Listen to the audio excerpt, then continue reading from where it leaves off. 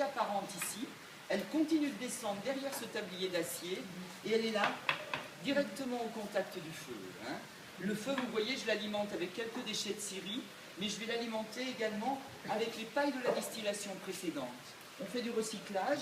Les 30 kg qu'on a distillés hier, ça fait à peu près une hauteur de cette taille-là. Hein. Et bien pendant toute la journée, pendant la distillation, ça va devenir notre combustible principal. C'est un déchet qui est encombrant hein, et qui va devenir pour nous un combustible intéressant.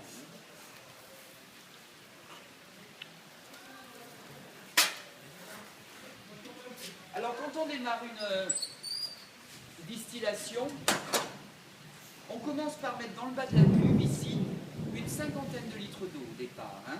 Le niveau de cette eau, je le connais juste là, dans ce petit récipient qui est relié par un tuyau à mon alambic. Quand je regarde à l'intérieur, le niveau qui est indiqué là, vous voyez, eh bien, il est identique en face. Ça, c'est le principe des vases communicants, hein, tout bêtement. Hein. Ce niveau, il va baisser pendant les heures de la distillation, et bien on réalimente par là pour le maintenir tout le temps.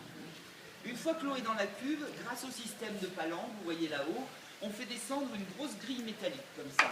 Vous voyez, ça c'est des grilles qui sont équipées de 4 chaînes de suspente, on appelle ça un panier, nous. Ça va descendre à l'intérieur de la cuve et ça va se positionner environ 10 cm au-dessus du niveau d'eau.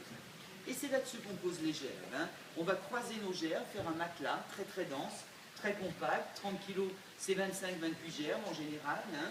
Une fois que c'est bien plein, on ferme avec le couvercle et on attend que ça boue. Alors là actuellement avec la force du feu, vous voyez ce que j'ai mis à l'intérieur, c'est en train de s'embraser, pourtant c'est bien humide, hein, ça fait de la grosse fumée blanche, il y a tout rabattu dans le jardin avec le vent. Hein.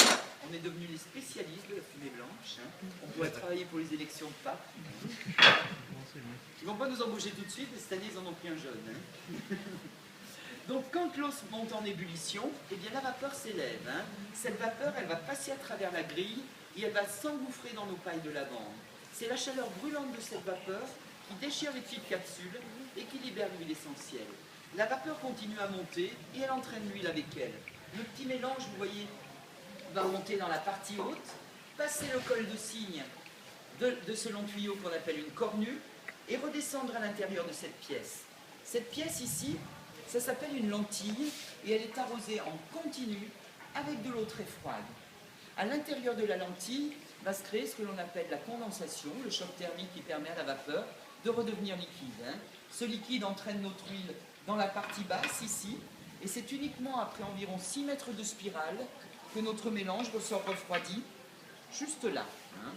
Donc ce que vous voyez sortir, c'est du mélange, l'eau et l'huile sortent en même temps, et vous pouvez constater qu'instantanément les deux liquides se séparent. Hein. L'huile est plus légère que l'eau, donc elle remonte en hauteur.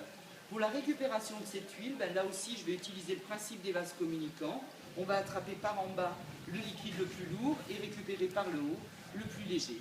Vous voyez que pour l'instant le tuyau de l'huile est pincé, c'est l'eau qui est en train de s'évacuer.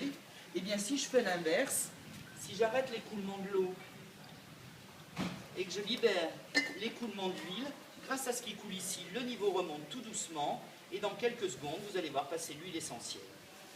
Ça y est, c'est fait. Vous voyez, l'huile est en train de couler. Hein. Alors cette huile, elle arrive complètement pure. Hein. Elle n'a besoin d'aucune décantation, d'aucune manipulation. Elle possède vraiment toutes ses vertus dès qu'elle sort de l'alambic. Je vais vous la faire passer. Hein.